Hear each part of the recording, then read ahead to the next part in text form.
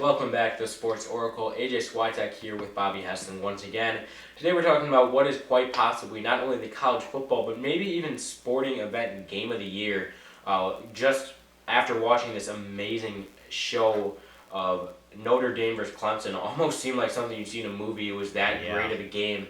But we're not here to talk about how amazing of a matchup that was. We're here to talk about our feelings on if this was due to Trevor Lawrence being out or if this was more due to the fact that Notre Dame is a legitimate playoff powerhouse in this year's college football playoff.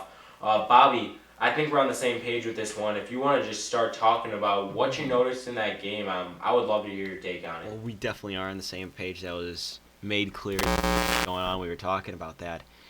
And we're on the same page about this. Trevor Lawrence is the glue for Clemson. He is the real deal. And He's not just the glue; he's the gorilla glue. he's the flex glue, the gorilla glue, whatever glue. Name it. Flex tape to shove it on that Yep. team, and that's Trevor Yep, Lawrence. yep. He holds it together. But anyway,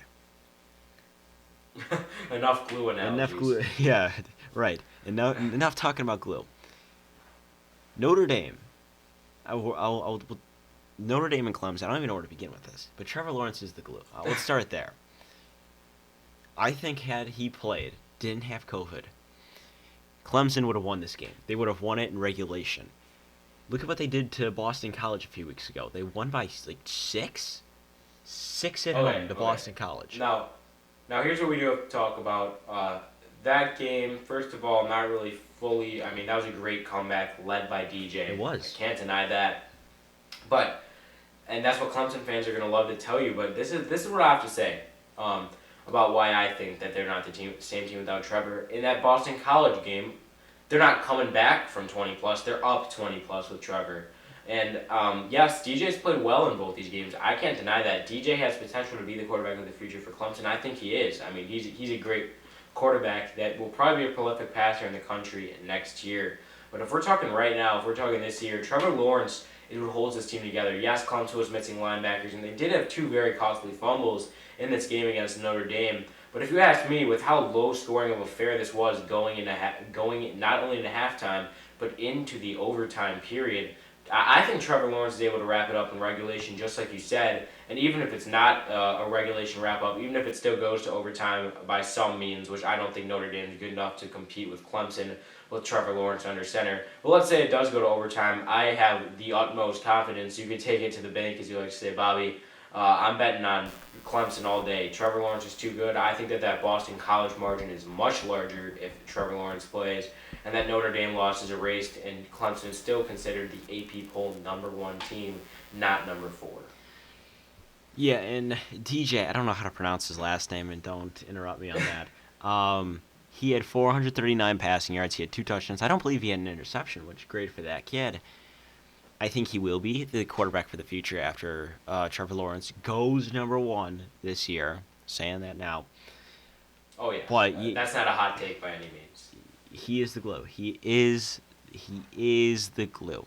And you're right. They would have won it in regulation. They would be the #1 team in the AP had he played. And you're right. Like the Boston College game is a prime example where they would have been, instead of down 20, they would have been up by 20. Same thing with Notre Dame. They played from behind. Going into halftime, it was 23-13.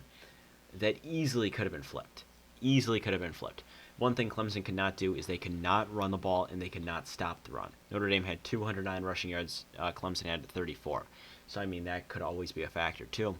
But is Trevor... I mean, even then, I think if Trevor's there airing out over the top, ETN plays better too. That's what I'm saying. Trevor Lawrence is able to elevate everybody around him. I mean, absolutely everybody. And we're talking about how he's the glue. And a lot of people are going to tell you that these 2 costly fumbles that would still happen if Trevor's on the field. That's something that I like to call the it factor. And I think that these games have showed me personally Trevor Lawrence possesses that, if you didn't already know that. The fact that I still have the utmost confidence that even with those fumbles and with the blunders in overtime, all the reviewable plays, and with the really shaky start from the defense to start the Boston College game, that's something that I call the it factor, something that everyone calls the it factor, rather. He's a blue chip type player. He elevates everyone on both sides of the ball around him. I think that he is just, man, I mean, I almost want to go as far as saying the best prospect of all time. He's up there. He really is. You're right. He is up there. And this is the interesting thing. The third down efficiency. Clemson was 4 for 15. Is Trevor That Lawrence? just doesn't happen. Is if Trevor's Trevor there. gonna make that 4 for 15? No. Some of these other things not controllable by him. Now, 4 penalties, that's not his fault. They wouldn't be his fault. 3 fumbles lost. He could easily be a difference maker, like you said. But DJ threw 0 interceptions. Is Trevor gonna throw 0 interceptions? Quite possibly. I mean, even if he throws one, the difference is that I was trying to explain to Clemson fans. These plays that are fumbling, yes, there's nothing DJ can do about that. DJ played a great game. I'm not denying that. DJ played amazing on a primetime football game against a top team in the country. And I'm not discrediting Notre Dame either. I don't think that they're this legit contender all of a sudden, number 2 AP team in the country. But what I'm trying to get at here, those fumbles would be negated if Trevor's in the game because Trevor's not throwing these dump downs and having to just work his way down the field. Trevor is able to just make plays, fit balls in the tightest of windows, and just get downfield with him and ETN combined. I mean, they're just having 4-play drives after 5-play drives consistently every single Saturday.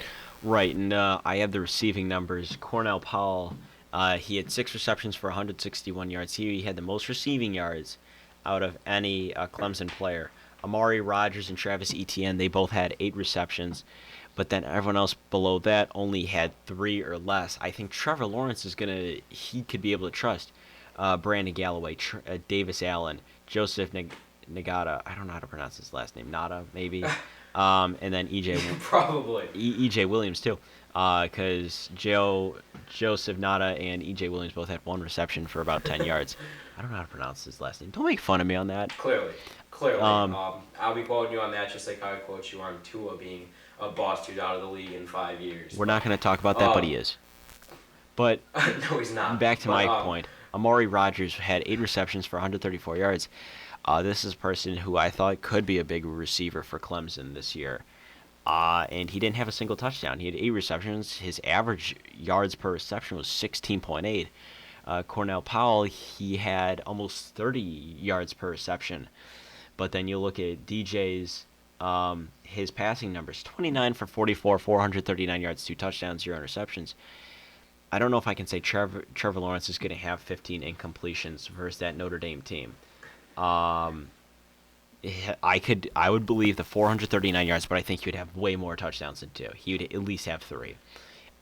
For me, this kind of just confirmed, like, yes, Trevor has amazing weapons. I mean, he's without Justin Ross, who will likely still be an NFL draft pick if he declares, but he has ETN, he has guys to throw to. I mean, it's Clemson. They have all of these 5-star recruits all over the whole team. And people are telling you, it's just the talent around him. This kind of showed me this loss to Notre Dame. I hope it opened up eyes to others, too. Trevor's the glue, man. He is. I mean, we love to say it. That's the phrase. T-Law is a new brand of glue that I will be buying when I hit up my local hobby shop. So yeah. Trevor Lawrence is the glue. Notre Dame, no disrespect to them, I don't think that they're necessarily ready to win a game of the college football playoff just yet. I still like Alabama, I still like Clemson, and I absolutely still like Ohio State over Notre Dame when it comes playoff time. That likely will be your 4 playoff teams, unless if they start dropping games.